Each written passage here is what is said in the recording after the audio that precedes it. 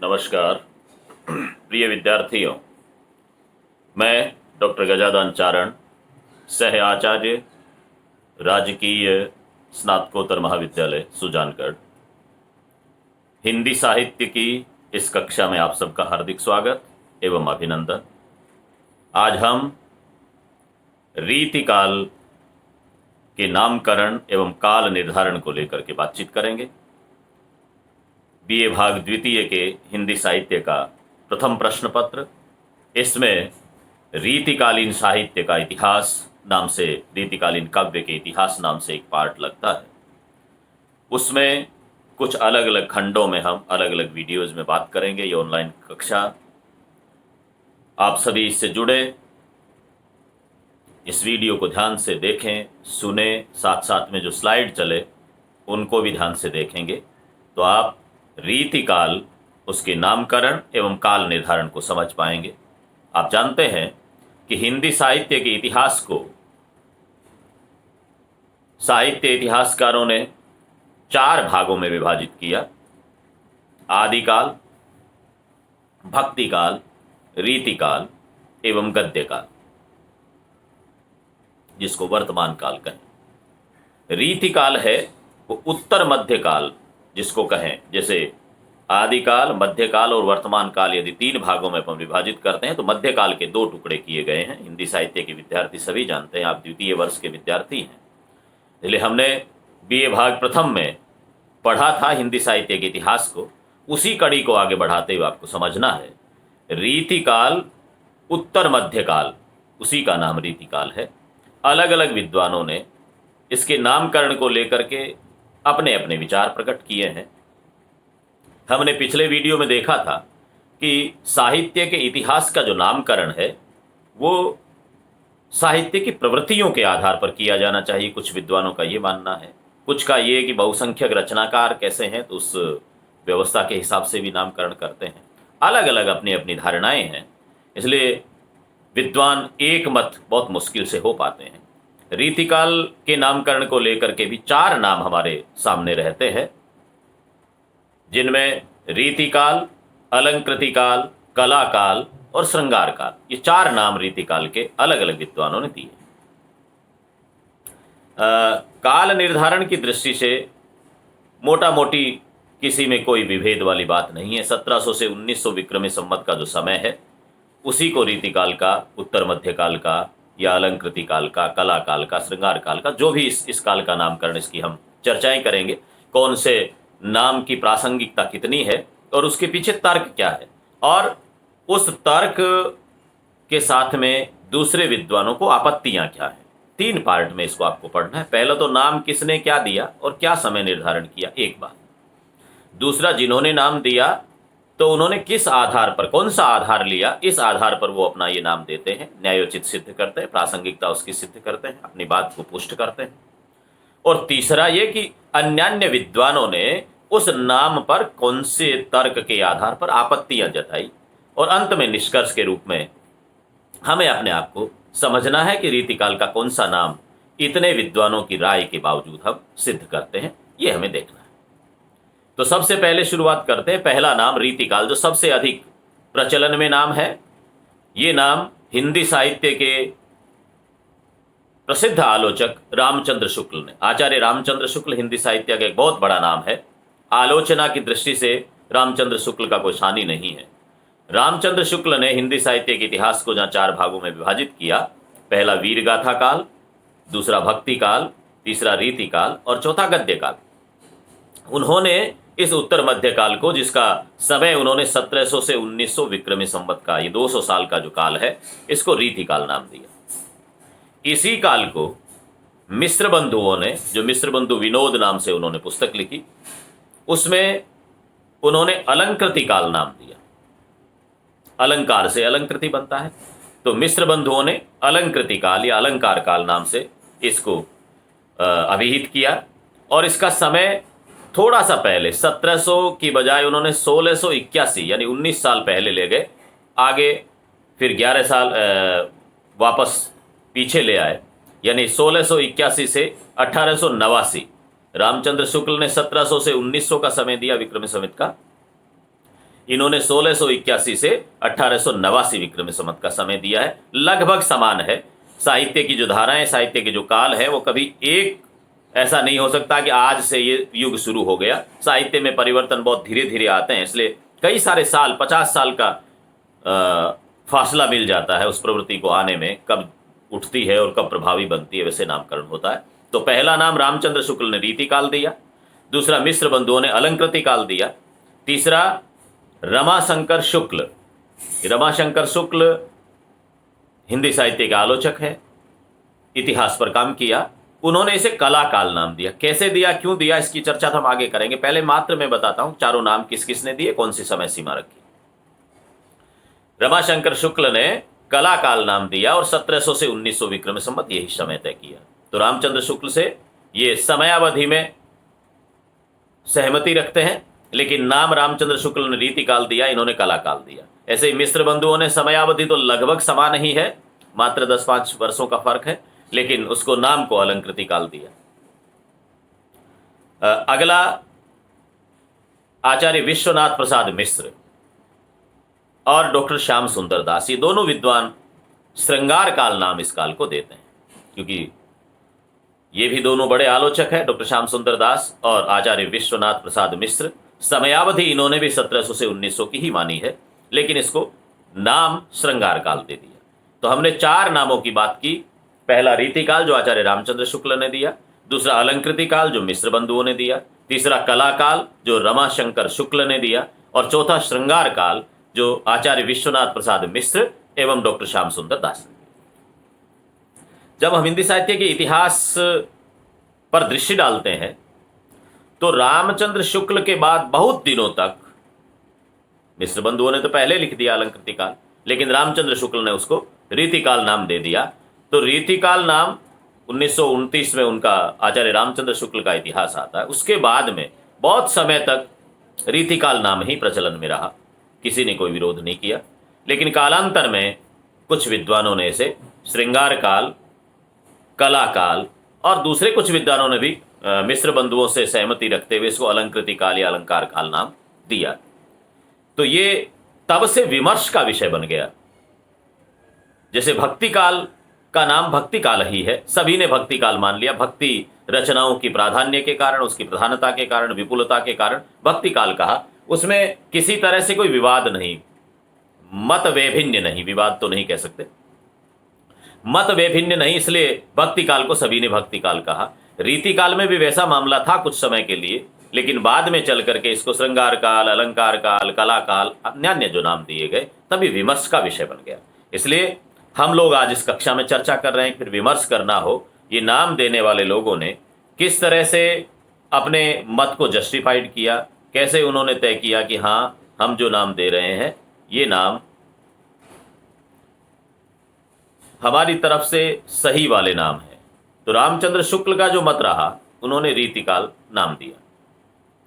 तो रीतिकाल नाम रामचंद्र शुक्ल का, उन्होंने रीति ग्रंथों के आधार पर, कि रीति ग्रंथ अधिक लिखे गए, इस आधार पर इसको रीतिकाल कहा जाए।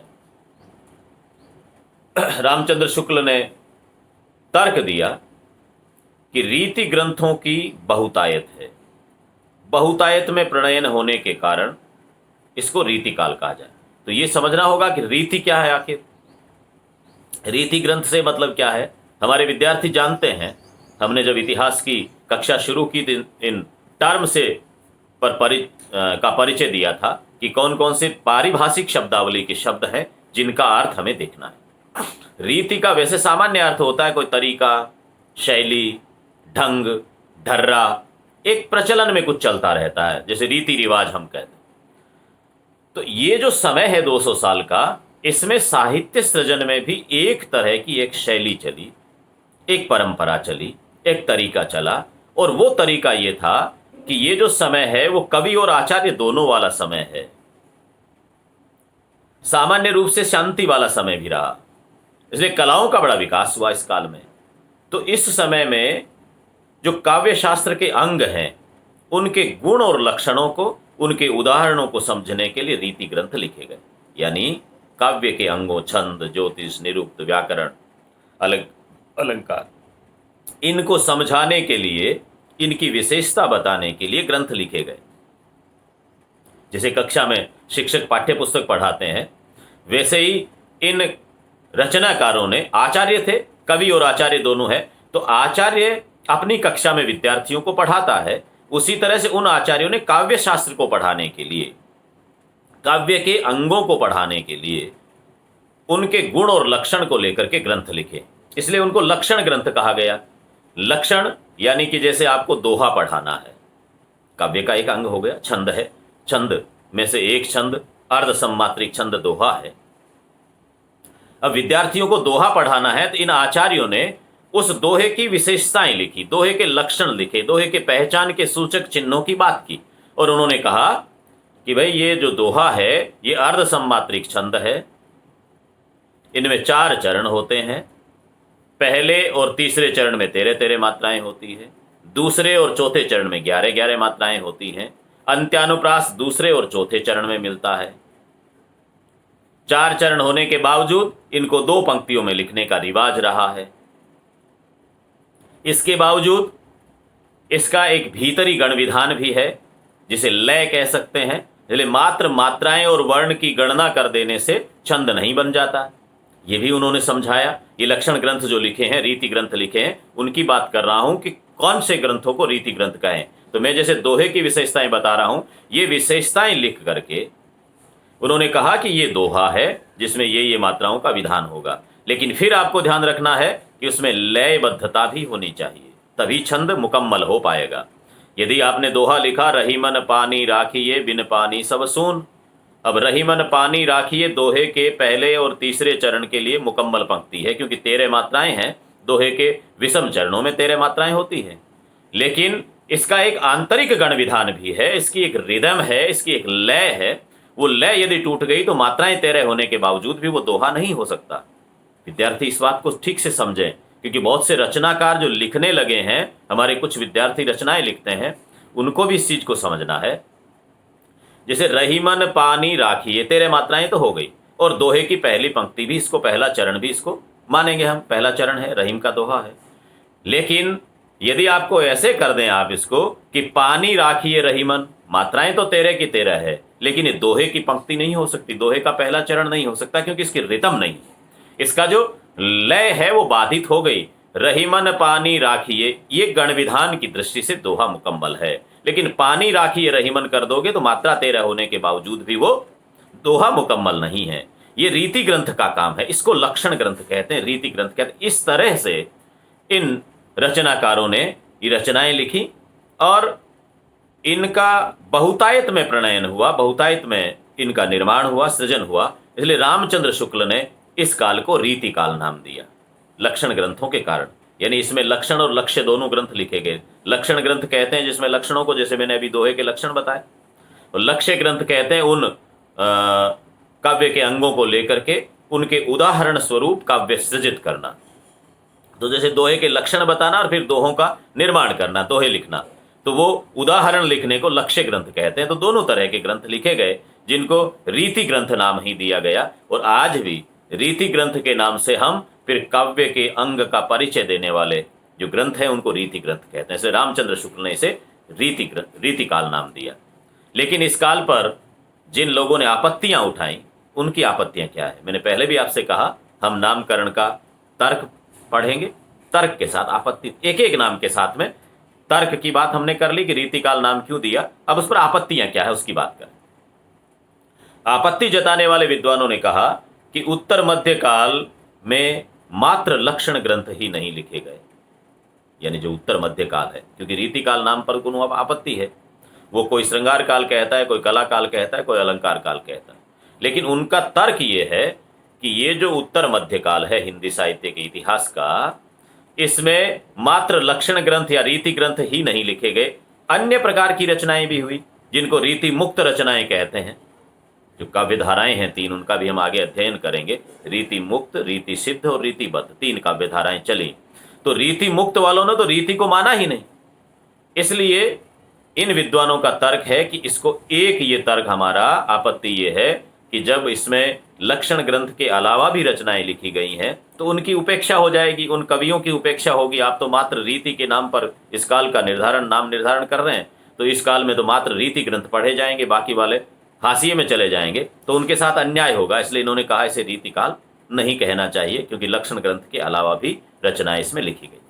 दूसरी आपत्ति इनकी यह है कि इसमें रीतिबद्ध, रीति सिद्ध, रीति मुक्त और वीर रस प्रधान, तो रीति के अलावा भी वीर रस प्रधानता, यदि रीति मुक्त को भी रीति में कहीं शामिल कर लें कि भाई रीति का नाम तो उसमें आ ही गया, तो वीर रस प्रधान रचनाओं को कहां ले जाएंगे? तो रीति नाम से उक्त सभी को समाहित नहीं किया जा सकता, इसलिए उनकी आपत्ति है। और अगली आपत्ति उनकी यह है, जो सबसे बड़ी आपत्ति है, कि रीति काल का जो 200 साल का समयावधि, ये काल है, समय है, इसके दौरान जो हिंदी साहित्य में रचनाएं आई वो श्रृंगार और प्रेम प्रधान रचनाएं। प्रमुख काव्य की वृत्ति जो रही इस काल के दौरान 200 साल में, वो श्रृंगार रहा, प्रेम वर्णन रहा। और रीति नाम से श्रृंगार या प्रेम का कहीं किसी तरह से बोध होता नहीं, इसलिए इन विद्वानों ने यह आपत्तियां जताई। आप समझ गए रीति काल नाम देने के पीछे आचार्य रामचंद्र शुक्ल ने क्या तर्क दिया, और दूसरे विद्वानों ने जो आपत्तियां जताई उन्होंने क्या तर्क दिए कि मात्र लक्षण ग्रंथ नहीं है, वीर काव्य को इसमें नहीं दिया जा सकता, और प्रधान प्रवृत्ति है वो श्रृंगार और प्रेम की है, इसलिए उसको भी इसमें रीति नाम से अभिहित नहीं किया जा सकता, उसमें इन सबको समाहित नहीं किया जा सकता। तो 3 उन्होंने आपत्तियां जताई। इनके आधार पर ही विमर्श का विषय बना कि रीति काल के अलावा भी किसी नाम को रखा जाना चाहिए। और साहित्य में ये तय किया जाता है कि जब भी किसी तरह से मत वैभिन्य आता है तो उस पर विमर्श होता है, विवाद नहीं होता। इसको समझना है विद्यार्थियों को, हिंदी साहित्य के विद्यार्थियों को शब्दों को ठीक से समझना होगा। विवाद करना अलग बात होता है और विमर्श करना अलग बात होती है। इसलिए विवाद नहीं, विमर्श की बात हम कर रहे हैं। चर्चा करें, उसके गुणावगुणों को देखें, उसके मेरिट डिमेरिट को देखना है हमें, कौन सी चीज़ें उसके पक्ष में हैं, कौन सी प्रतिपक्ष में है, सबको देख करके अपनी धारणा हमें बनानी है, अपने निष्कर्ष रूप में हमें जाना है। तो पहले नाम रीति काल पे हमने चर्चा की। दूसरा नाम श्रृंगार काल। डॉक्टर श्याम सुंदर दास और आचार्य विश्वनाथ प्रसाद मिश्र ने श्रृंगार काल इसको कहा। श्रृंगार का मतलब आप जानते हैं, रति, श्रृंगार जो रस है उसका मूल रति है, और रति से श्रृंगार बनता है। 2 तरह से श्रृंगार काल के 2 भाग हम करते हैं। श्रृंगार रस के जब 2 भाग करते हैं तो संयोग श्रृंगार और वियोग श्रृंगार होता है। और इस काल में इन्होंने कहा कि सारे कवियों ने श्रृंगार और प्रेम पे लिखा। 200 साल की पूरी रचनाओं को टटोलते हैं तो अधिकांश रचनाएं श्रृंगार पर है, प्रेम पर है, श्रृंगार वर्णन है, वो भले संयोग श्रृंगार हो या वियोग श्रृंगार। इसलिए इस काल को श्रृंगार काल कहना चाहिए। डॉक्टर श्याम सुंदर दास कहते हैं कि राजाओं से पुरस्कार पाने तथा जनता द्वारा समादृत होने के कारण, यानी जो कवि हैं रीति काल के, वो राजाओं से पुरस्कार पाने तथा जनता द्वारा समादृत होने के कारण रीति काल की कविता श्रृंगार रसमयी हो गई और अन्य प्रकार की कविताएं उसके सामने दब सी गई। यानी रीति काल की रचनाएं, क्योंकि वो जो समय था उस समय में अन्य रचनाओं की बजाय श्रृंगार रचनाओं का प्राधान्य रहा। राजाओं ने भी श्रृंगार की रचनाओं को पसंद किया, तो आम जनता ने भी श्रृंगार की रचनाओं को पसंद किया। इसलिए डॉक्टर श्याम सुंदर दास कहते हैं कि श्रृंगार रसमयी हो गई सारी रीति काल की जो कविता है, और उसके सामने अन्य सारी चीजें दब गई, भले ही वो रीति हो कि भले दूसरी अलंकार। इसलिए ये कहते हैं कि इस काल को श्रृंगार काल कहना चाहिए। 2 विद्वानों ने ये नाम दिया। आचार्य विश्वनाथ प्रसाद मिश्र कहते हैं, और उनका तर्क अपनी जगह पर श्रेष्ठ तर्क है, वो लिखते हैं कि हिंदी साहित्य का काल विभाजन करते समय इतिहासकारों ने रीति काल के भीतर कुछ ऐसे कवियों को फुटकर खाते में डाल दिया। फुटकर खाता कहते हैं हाशिए में ले जाकर के डाल देना।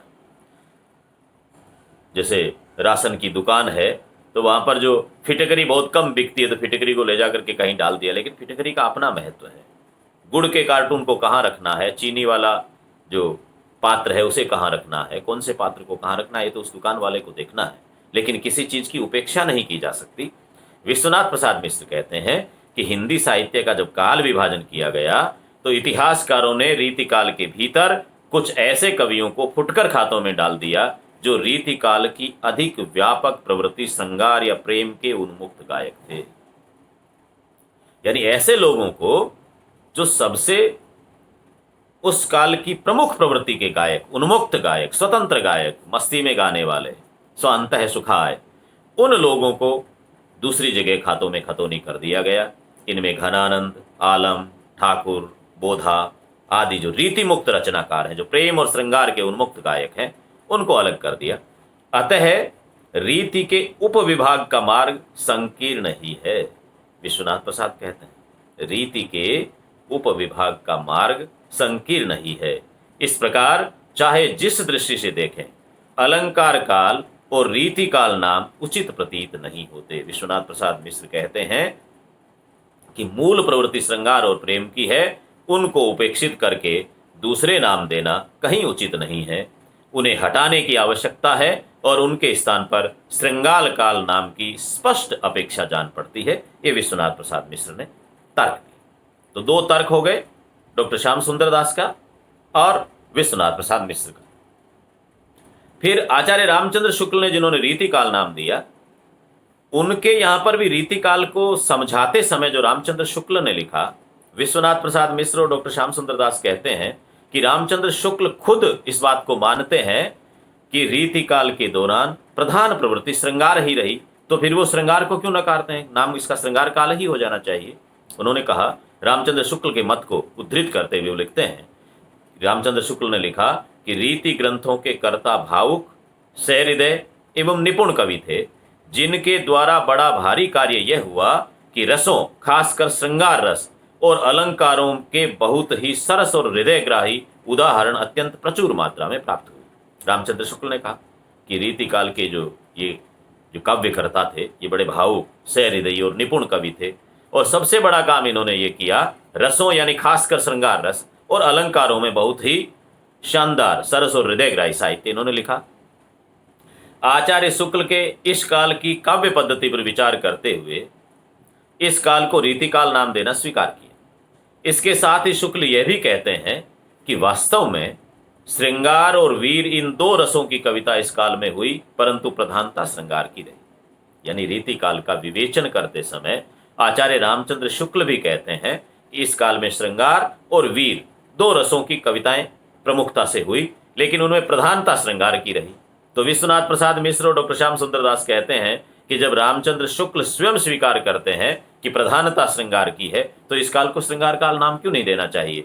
इस आधार पर यदि शुक्ल के रीतिकाल नाम को कोई श्रृंगार काल नाम दे देता है तो दे भी सकता है। उसमें किसी तरह से आचार्य रामचंद्र शुक्ल का भी कहीं असहमति शुक्ल की नहीं नजर आती, क्योंकि शुक्ल स्वयं मानते हैं कि इस काल को, इसमें श्रृंगार की प्रधानता रही। लेकिन श्रृंगार काल नाम पर आपत्तियां उठाने वाले विद्वान भी रहे। उन्होंने कहा कि उत्तर मध्य काल में मात्र श्रृंगार प्रधान रचनाएं नहीं हुई। पहले भी रीतिकाल पर भी यही आरोप लगा कि मात्र रीति ग्रंथ थोड़ी लिखे गए, अन्य भी तो लिखे गए। तो श्रृंगार काल में तो रामचंद्र शुक्ल भी कह गए कि वीर रस की रचनाएं तो बराबर हुई है, तो फिर ये कहते हैं कि वीर रस की रचनाएं हुई, रीति ग्रंथों का प्रणयन हुआ, मात्र श्रृंगार तक इसको सिमटा के कैसे रख सकते हैं। तो विद्वानों ने यह कहा कि अकेले श्रृंगार रस की रचनाएं नहीं, श्रृंगार की रचनाएं नहीं है, अन्य रसों की रचनाएं हैं, अन्य विषयों की रचनाएं हैं, अन्य शैली की रचनाएं हैं, इसलिए इसको श्रृंगार काल नाम नहीं कहा जा सकता। एक ही आपत्ति इस पर। अगला नाम दिया अलंकार काल। मिश्र बंधुओं ने इसे अलंकार काल नाम दिया, बाद के कुछ विद्वानों ने इसको समर्थन दिया, अलंकार या अलंकृति काल नाम दिया।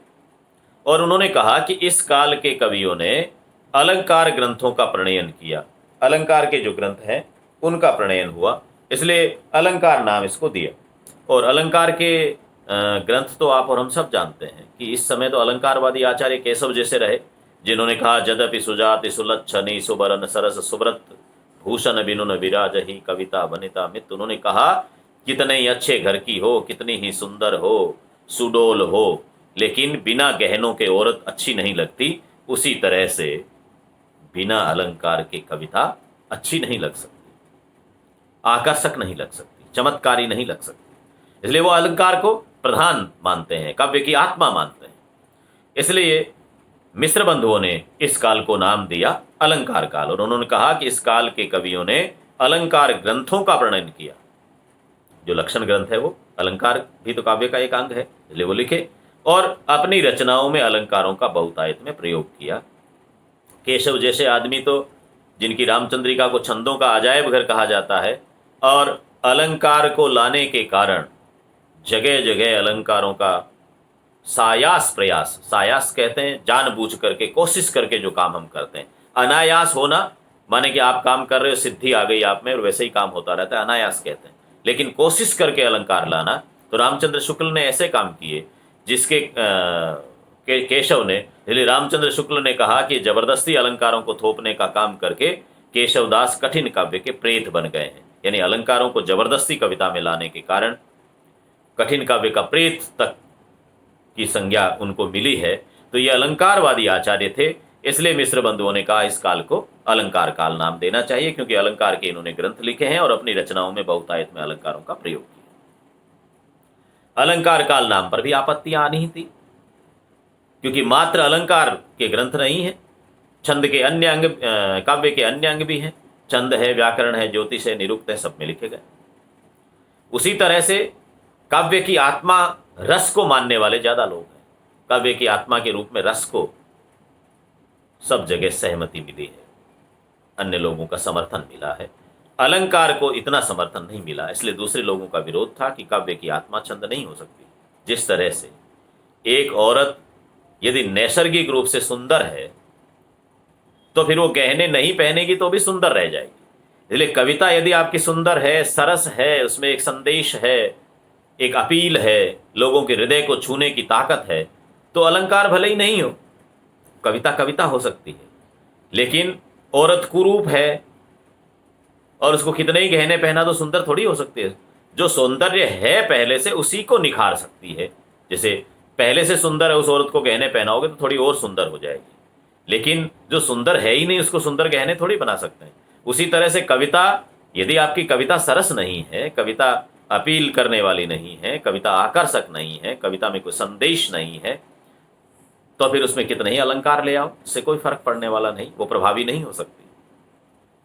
इसलिए अलंकार के कारण कविता की पहचान नहीं हो सकती, तो मात्र अलंकारों के कारण किसी काल का नामकरण नहीं किया जा सकता। हर काल की रचनाओं में अलंकार आए हैं, ऐसे तो फिर अलंकार काल किसी काल को कह दीजिए भले, हर एक काल की। भक्ति काल में कौन से अलंकार नहीं? अलंकार तो है ही सारी रचनाओं में, कहीं न कहीं अलंकार मिल जाएंगे। इसी तरह इस अलंकार काल पे दूसरा जो आरोप है, दूसरी आपत्ति है, वो ये है कि यदि आपने अलंकार काल नाम दे दिया तो घनानंद जैसा व्यक्ति, रीति मुक्त, प्रेम का उन्मुक्त गायक, प्रेम के गाने वालों में, प्रेम की परिभाषा बताने वालों में, प्रेम का रूप वर्णन करने में, उसकी विवेचना करने में कवियों की दृष्टि से घनानंद का कोई मुकाबला नहीं है। अति सुधो स्नेह कुमारग है जहां नेक सयानप पाक नहीं। प्रेम का वर्णन करने वाले, तलवार की धार पे धावन, उनके कवित्व जब पढ़ते हैं तो प्रेम की परिभाषाएं देखें, प्रेम की विविध स्थितियां देखें, तो घनानंद जैसे व्यक्ति की मर्म स्पर्शी जो उक्तियां हैं वो अलंकार काल नाम देने से बाधित हो जाएंगे, उनका बोध ही नहीं हो पाएगा, वो खत्म हो जाएंगे। तो अलंकार तो ऊपर ही है, भीतर क्या है इसको तो दिखाता ही नहीं। तो कविता आभ्यंतरिक, भीतर का पक्ष है, भाव पक्ष है, हृदय की चीज है, दिमाग की चीज नहीं, आंखों की चीज नहीं है। कविता महसूस करनी पड़ती है, दिखती नहीं है। कविता को महसूस करना होता है, इसलिए रसास्वादन होता है। कविता का आस्वाद, रसास्वादन करना पड़ता है। तो वो कविता फिर मर्म स्पर्शी युक्तियां, बोध ही नहीं हो पाएगा उनका अलंकार काल नाम से, इसलिए अलंकार काल नाम ठीक नहीं। इस काल के ग्रंथों में सम्यक रूपेण अलंकार के सोदाहरण विवेचन का कार्य भी नहीं हुआ। अलंकार ग्रंथ भी लिखे गए और कविताओं में अलंकार भी आए, लेकिन यदि आप अलंकार काल नाम देते हो तो फिर ऐसे ग्रंथों का अभाव ही है जो सारे अलंकारों की विवेचना करते हैं, उनके गुण, लक्षण और उदाहरण, यानी लक्षण और लक्ष्य दोनों ग्रंथ अलंकार को लेकर के लिखे गए हो। ऐसा भी बहुत बड़ा काम नहीं नजर आता, इसलिए इस काल को आप इस रूप में भी नहीं ले सकते। अलंकार नाम देना समीचीन नजर नहीं आता, ऐसा विद्वानों का मानना। अगला नाम है कलाकाल। आप और हमने देखा, डॉक्टर रमाशंकर शुक्ल ने, रसाल नाम से वो लिखते हैं, उन्होंने इस काल को कला काल नाम दिया। कला और भाव दो पक्ष हैं। कविता का जब हम विवेचन करते हैं, सौंदर्य की बात करते हैं, काव्य सौंदर्य को पढ़ते हैं, तो दो भागों में विभाजित करते हैं। एक भाव पक्ष है, एक कला पक्ष है। एक आंतरिक पक्ष है, एक बाह्य पक्ष है। एक अनुभूति का पक्ष है, एक अभिव्यक्ति का पक्ष है। तो अभिव्यक्ति पक्ष को प्रबल माना। उन्होंने कहा कि रीतिकाल की रचना है वो अनुभूति की बजाय अभिव्यक्ति प्रधानता, शिल्प पक्ष प्रधान है, कला पक्ष प्रधान है, जिसमें छंद की, अलंकार की, युक्तियों की जो जो बाहरी पक्ष है उसका प्रधान पक्ष है, वो उसकी प्रधानता है। इसलिए उन्होंने इसको कला काल नाम दिया। और उन्होंने कहा कि इस काल की रचनाओं का कला पक्ष प्रधान है, शिल्प पक्ष प्रधान है। इसी एक आधार पर उन्होंने नाम दिया कला काल। और इन्होंने कहा कि भाई न तो इसको आप अलंकार में सिमटा सकते, न इसको आप श्रृंगार में सिमटा सकते, न इसको आप रीति में। तीन ही तो नाम थे। इन्होंने कला काल इसलिए कहा कि जब हम काव्य सौंदर्य की बात करते हैं तो उसमें कला पक्ष की बात करते समय छंद भी उसमें लेते हैं। तो श्रृंगार वाला नाम ये कहते हैं इसमें समाहित हो जाएगा, क्योंकि श्रृंगार छंद में आ जाएगा, तो कला पक्ष का विषय हो गया। इसी तरह से अलंकार, अलंकार भी कला पक्ष में लेते हैं, इसलिए कला में वो भी समाहित हो जाएगा। और रीति ग्रंथों की बात करते हैं तो वो भी काव्य के अंगों का विवेचन की बात है, इसलिए कला शिल्प की बात कर रहे हो तो वो भी इसमें समाहित हो जाएगा। इस रूप में डॉक्टर रमाशंकर शुक्ल ने इसे कला काल कह दिया। लेकिन आपत्तियां क्या? बहुत सी बार जिस संदर्भ में हम शब्दों को समझते हैं उस संदर्भ में तक वो शब्द समाहित सीमित नहीं होते। शब्द के अर्थ का विस्तार भी होता है और अर्थ का संकुचन भी होता है।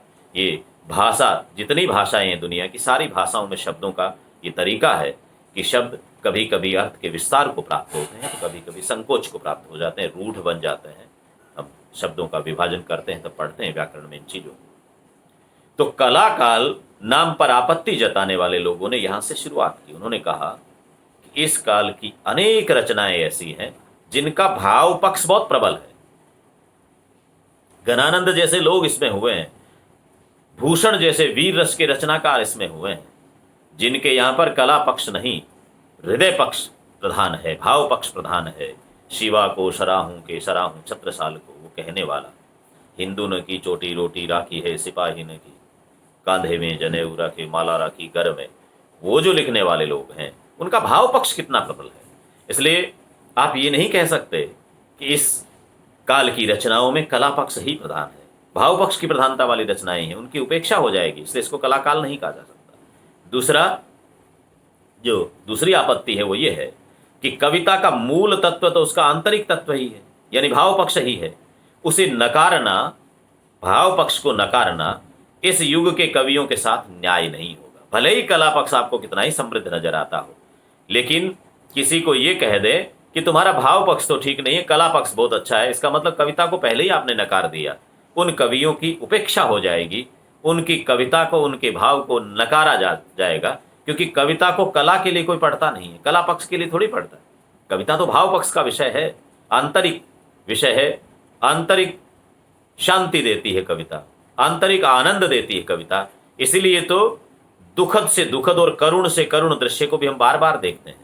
राम और सीता का वनवास होता है, सामने देखने वाला श्रोता मंडल आंखों से अश्रुधारा प्रवाहित हो रही है, लेकिन उस दृश्य में भी आनंद आ रहा है, हृदय आनंदित हो रहा है, गदगद हो रहा है। दुख तो है ना, दुख का विषय है, दुख का प्रसंग है, वियोग का प्रसंग है, विचलित कर देने वाला प्रसंग है।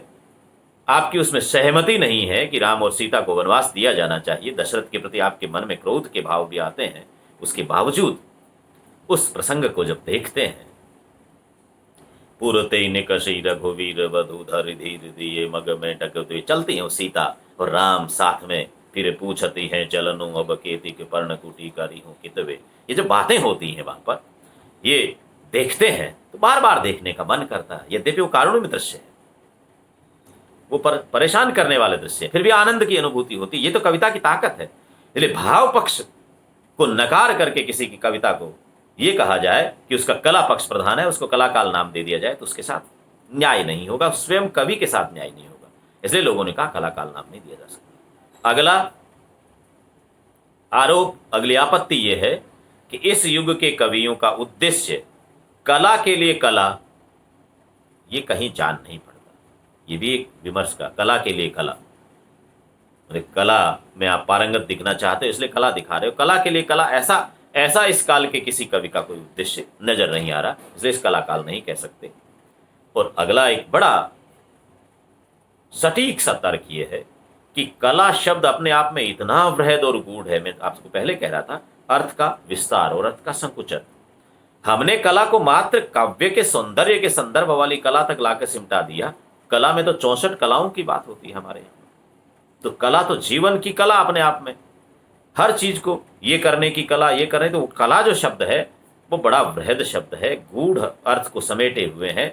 उसको किसी प्रवृत्ति विशेष के बोध के लिए तर्क संगत नहीं माना जा सकता, इसलिए इसको कला काल नाम दे करके फिर सारी कलाओं का जिक्र आपको करना पड़ेगा। उन कलाओं पर तो काम हुआ नहीं, इसलिए इस काल को कला काल नहीं कह सकते। तो हमने अलग अलग काल पे, रीति काल उसके पक्ष में तर्क, उसकी आपत्तियां, श्रृंगार काल उसके पक्ष में तर्क, उस पर आपत्तियां, अलंकृति काल उस पर पक्ष में तर्क, आपत्तियां, इसी तरह से कला काल उसके पक्ष में तर्क और आपत्तियां, सब पर बात की। एक डॉक्टर धर्मेंद्र ब्रह्मचारी का एक तर्क है बीच में, उसकी बात करके फिर निष्कर्ष तक पहुंचते हैं।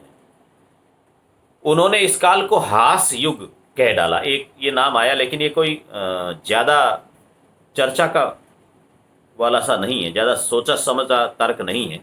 फिर भी चूंकि विद्यार्थियों के ध्यान में रहे, ये भी कहीं न कहीं आपको पढ़ने में मिलेगा, इसलिए मेरा धर्म है कि मैं आपसे साझा करूं इस विषय में भी।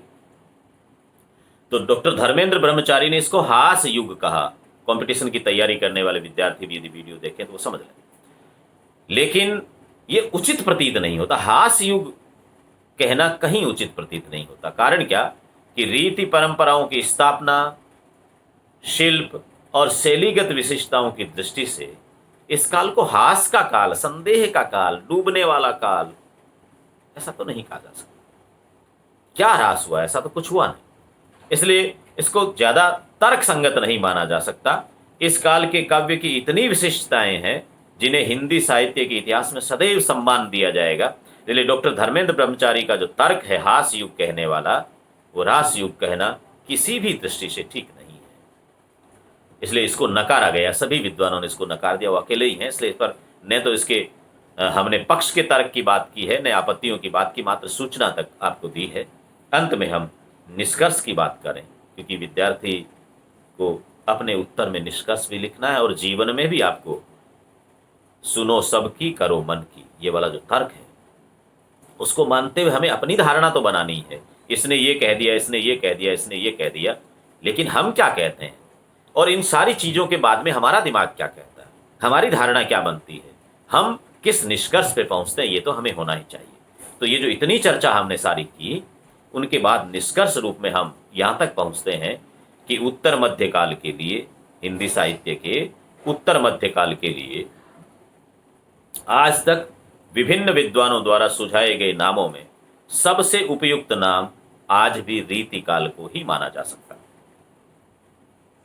कारण क्या है? सारे तर्क हमने देख लिए, उसके बावजूद कि यद्यपि इस काल में प्रधानता तो श्रृंगार रस की ही है, यानी रीति के पक्ष में, क्योंकि निष्कर्ष हम दे रहे हैं तो फिर रीति के पक्ष में हमें तर्क देने पड़ेंगे। और वो तर्क ये है कि यद्यपि इस काल में प्रधानता तो श्रृंगार रस की ही है, लेकिन श्रृंगार की अभिव्यक्ति के लिए अधिकांश कवियों ने रीति अर्थात रस, नायक नायिका भेद, नक्शिक वर्णन, अलंकार, छंद आदि काव्यांगों को आधार बनाया है। समझ रहे हैं बात को? यानी श्रृंगार की प्रधानता है, लेकिन श्रृंगार का वर्णन करने के लिए रीति ग्रंथों का ही तो प्रणयन किया है। वो भले रस की बात करें, वो नायिका भेद की बात करें, वो नक्शिक वर्णन की बात करें, अलंकारों के माध्यम से श्रृंगार को बखाने या छंद के माध्यम से श्रृंगार का बखान करें, लेकिन कहीं न कहीं काव्य के अंग उसमें काम में आए हैं और काव्यांग का जहाँ पर जिक्र होता है उसको रीति कहा जाता है। इसलिए इस काल को रीति काल कहना अधिक प्रासंगिक है। रीति का श्रृंगार या वीर रस से कोई विरोध नहीं है, ये भी बात है। यदि श्रृंगार कह दिया जाए तो वीर उपेक्षित हो जाएगा, लेकिन रीति नाम लेने में न श्रृंगार उपेक्षित हो रहा है न वीर उपेक्षित हो रहा है। दोनों रस आराम से रीति में समाहित हो सकते हैं, क्योंकि रीति ग्रंथों का जब उदाहरण के रूप में समझाना है, उनका विवेचन किया जाना है, तो उसमें श्रृंगार रस से भी समझाया जा सकता है, उसमें वीर रस से भी समझाया जा सकता है। इसलिए रीति से श्रृंगार या वीर का कोई विरोध नहीं। तो फिर रीति नाम ठीक है, रीति काल नाम दिया जाना चाहिए।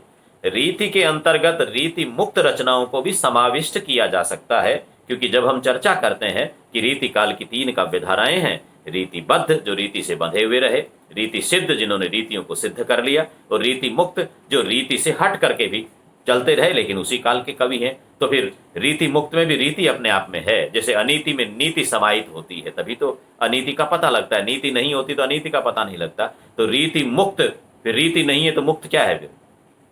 तो रीति मुक्त रचनाओं की तो वो समाहित इसमें हो रहा है, इसलिए इसको रीति काल नाम दिया जाना समीचीन है। अंततः हम ये कह सकते हैं कि संपूर्ण आज तक उपलब्ध विद्वानों के तर्क, उनकी आपत्तियां और अन्य विमर्श के माध्यम से हम इस काल का आज तक के उपलब्ध प्रमाणों के आधार पर सबसे समीचीन, सबसे श्रेष्ठ, सबसे प्रासंगिक, सबसे उपयुक्त नाम रीति काल ही मान सकते हैं। इसलिए ये प्रश्न आपको इसी रूप में प्रस्तुत करना है, इसी रूप में आपको लिखना है।